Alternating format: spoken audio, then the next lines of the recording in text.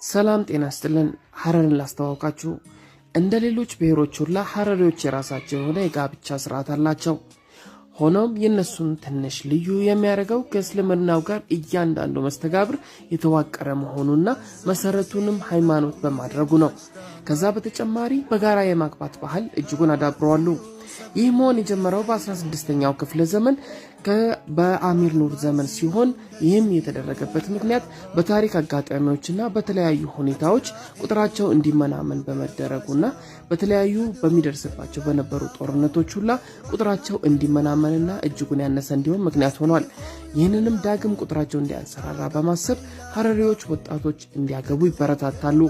ሲያገቡም በህብረት እንዲያገቡ እንዲሁም ደግሞ የተለያዩ ድጋፎች ከማህበረሰቡ የተወጣጣላቸው የሚደረግ ድጋፍ ይኖራል።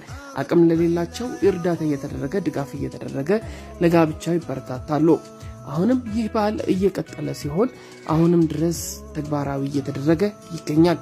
ወጣቶች እጅጉን በጋብቻ የመተሳሰር ባህሉን እጅጉን ያዳበሩ ሲሆን አሁንም ድረስ ባህልን ታሪክን እንዲሁም እሴቱን በጠበቀ መልኩ እየተፈጸመ ጋብቻ እየተከናወነ ይገኛል። ወጣቶች በህብረት የማግባቱ ስርዓት አሁንም ቢሆን በየ5 ዓመቱ በአንድ አጋጣሚ ይህን ይደረጋል።